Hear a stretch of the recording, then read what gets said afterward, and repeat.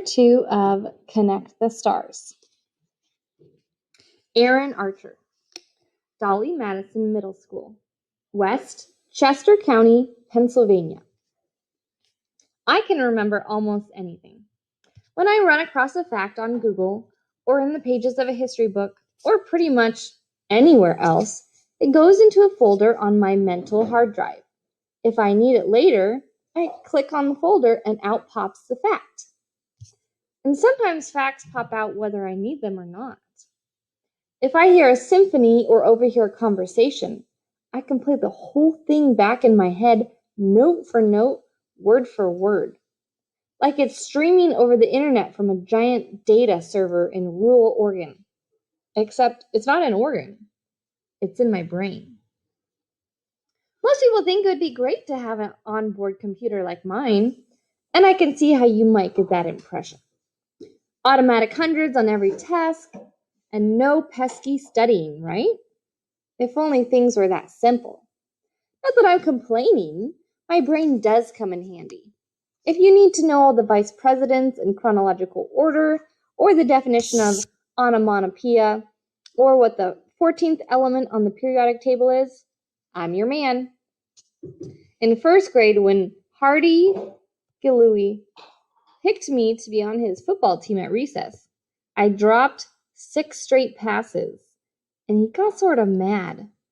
But after I recited every single Heisman Trophy winner since 1932 at lunch, he forgot all about it, and we've been best friends ever since. On the other hand, if you want to know something that's not written down anywhere, like how a king feels about his kingdom, or the true meaning of a poem, well, I'm coming to that. When I got to 7th grade, my English teacher, Mrs. Dunaway, who was also the Quizmaster's coach, told me I should join the team, which turned out to be a good idea. My teammates elected me captain, and we swept all our matches leading up to the state finals, where we were favored to win the Pennsylvania State Quizmasters Championship. For 6 straight years, the Dolly Madison Destroyers of West Chester County, that's us, had been runners-up to the Philbrick Philosophers of Pittsburgh. But this season, that was going to change. All the pieces were in place. The 6th grade had thrown a car wash to buy us uniforms with our names on the back. The student council had held a bake sale to raise money for a nutritious lunch at the spaghetti factory before the competition started. The volunteer fire department had made a donation so we could ride to Harrisburg in a limo, a yellow stretch Hummer. The West Chester Watchman did an article on us and put our picture on the front page. Hardy, Gooley, Jimmy Stell, Andrea Lark, and me. The reporter made it official. In letters 2 inches high, she declared, "Destroyers dominate. This is Dolly Madison's year." On the ride to Harrisburg for state finals, Mrs. Dunaway ran the team through one last set of drills.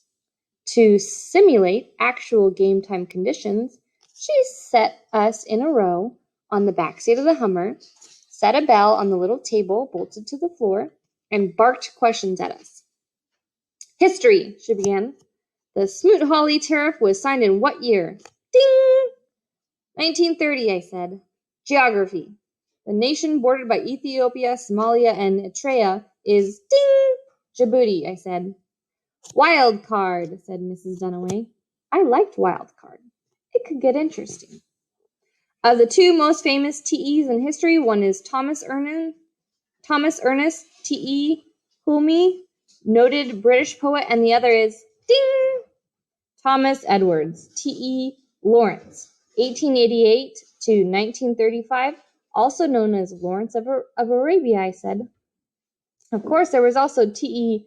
Newell, who played 1 game at shortstop for the St. Louis Brown Stockings in 1877, got 0 hits in 3 at-bats, and disappeared before anyone could find out what his TE stood for. But no way was he up there with Lawrence of Arabia, so I kept him to myself. "Correct," said Mrs. Dunaway. "Geology. The temperature at the Earth's core is, began Mrs. Dalloway. Ding! 10,800 degrees Fahrenheit or 6,000 Celsius, I said. So, said Mrs. Dalloway, setting down her notebook, the team's strategy is to depend on Aaron for all the answers. Exactly, replied Hardy. Yes, ma'am, said Jimmy. I guess, sighed Andrea. Andrea, said Mrs. Dalloway. It's just that sometimes, began Andrea. Yes, prodded Mrs. Dalloway. I feel kind of awkward, said Andrea. I wish the rest of us had more to do. I mean, I know Aaron is just doing what he's good at, and he's the whole reason we've gotten this far, but he answers 98% of the questions. She was right. That number was pretty much smack on the money, based on our successful run through the city, county, and regional championships. Since everything is stored so conveniently in my brain, it usually comes out really fast. So 98% of the time, I hit the buzzer before anybody, even my own teammates, who were actually pretty good when they got a chance to answer. What shall we do, team? Asked Mrs. Dalloway, sitting back in her seat with a thoughtful look on her face. She did this kind of thing in class, too. She was one of those teachers who let students have a crack at problems before she weighs in, which I always appreciated, even though it makes more work for us. Andrea just shook her head. Hardy scratched his ear. Jimmy shrugged. Aaron, said Mrs. Dalloway, you're the team captain. See, this was the kind of question I was talking about before, when I said some things are not so simple.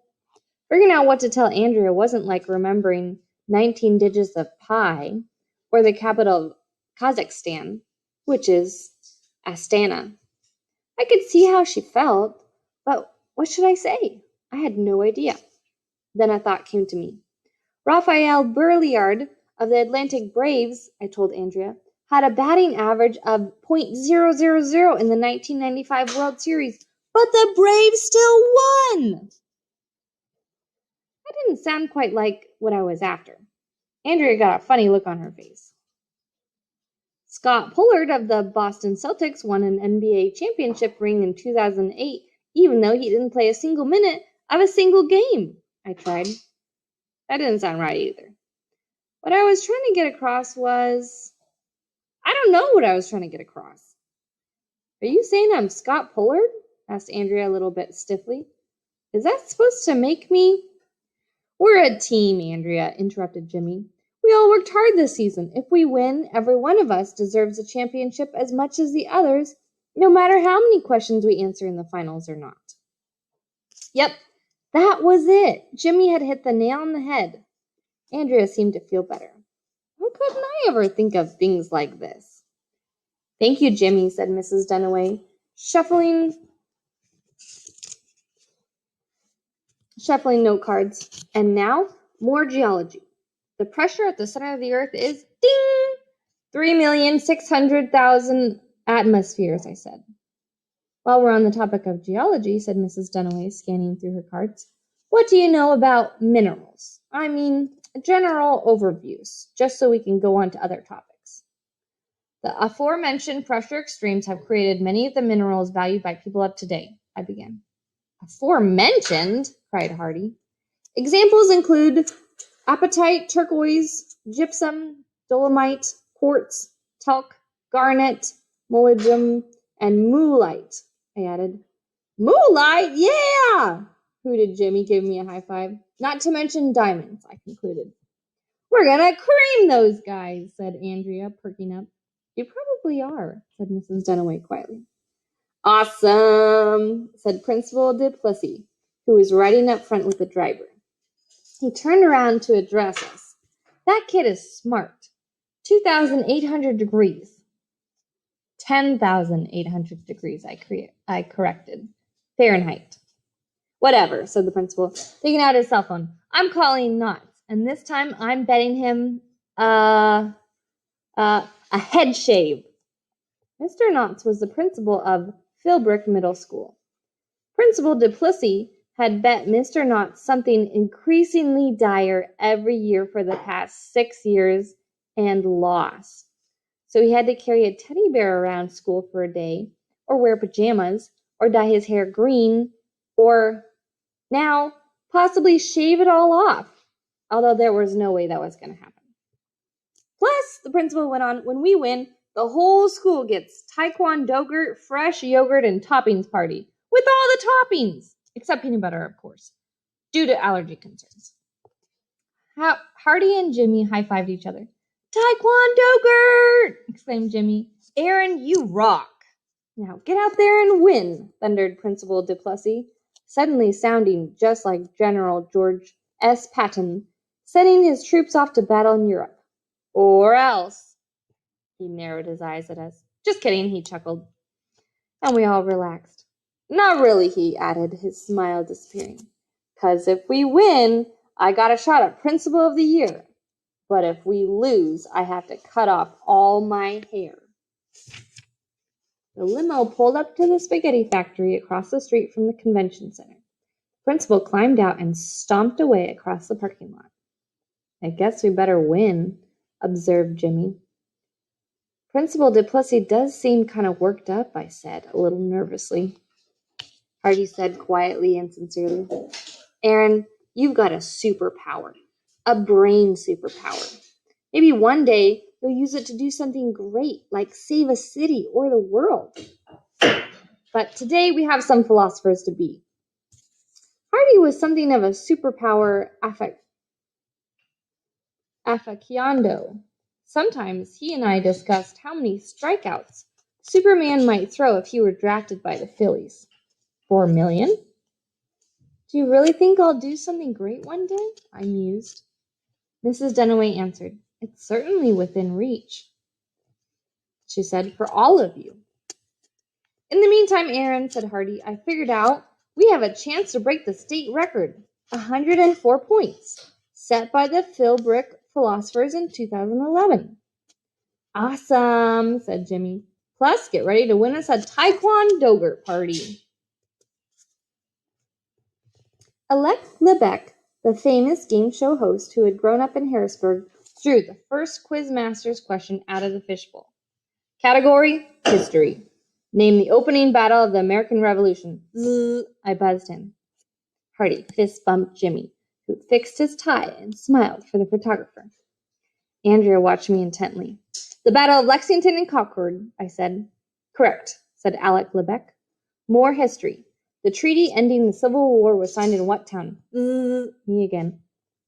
The treaty to end the Civil War was signed in Appomattox Courthouse, Virginia, I said. Category, technology and exploration. The first man to walk on the moon was... I could tell by the look on Andrea's face. She knew this one. I let my finger hover over the buzzer so she'd have a chance. Only it wasn't our buzzer that buzzed. It was Philbrick's.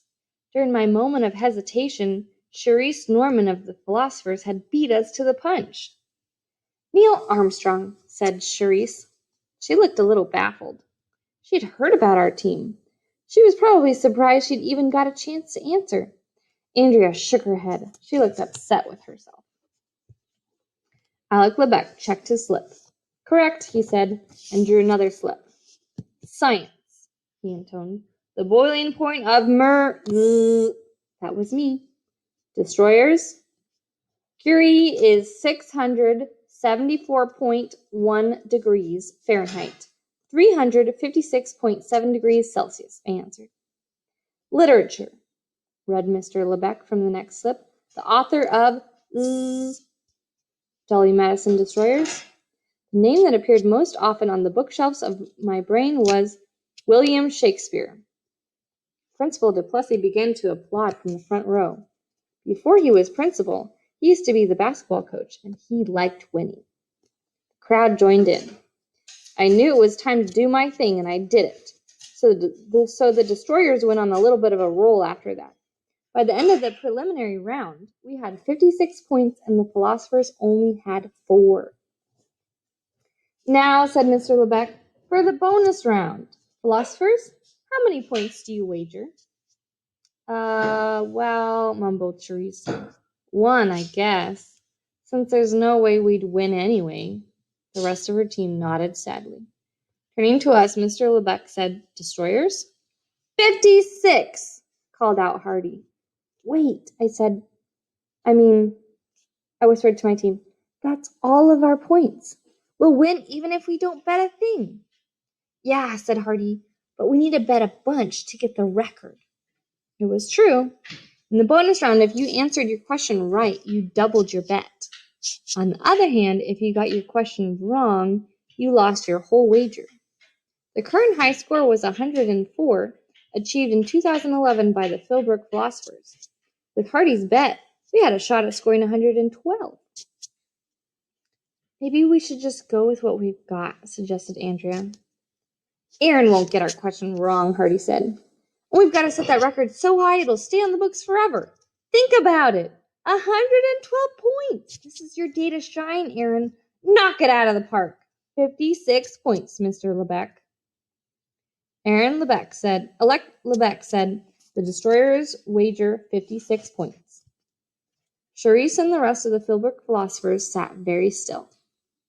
Mr. Lebec drew a slip of paper. "And the bonus question is..." Me again, making sure we got to jump on things. "Couldn't you just wait till I finish?" asked Mr. Lebec. "Sorry." "Now, please answer the following multiple choice history question." Piece of cake. Multiple choice? The answer is right there in the question. How did the King of England feel in 1776 when his American subjects declared their independence? A. Like a father who is disappointed in his children. B. Like a judge who must mete out justice to miscreants. C. Like a teacher who must teach his students a lesson. D. All of the above. I had this. And then I thought, wait, how did the king feel? Was this written down somewhere? I looked up to find Hardy, Jimmy, and Andrea gazing expectantly at me. Out in the audience, I could see Mrs. Duniway's eyes swimming strangely behind her glasses. I knew who the King of England was in 1776, George III. He imposed unpopular taxes and wore a powdered wig. For that matter, I knew who the King of England was in 1802, King Egbert. In 839, King Ethelwulf ascended the throne. I felt myself shaking. Hardy, Andrea, Jimmy, I pleaded with my look, but they couldn't help me. I'd buzzed in. I had to answer.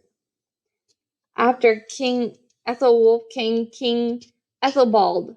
My palms were clammy. Then King Alfred the Great. I felt very cold. How did he feel? Mrs. Duniway gazed at me sharply from the sidelines. Her pupils were as small as pinpricks. She seemed curious. She seemed concerned. She seemed interested to see what I was going to do next.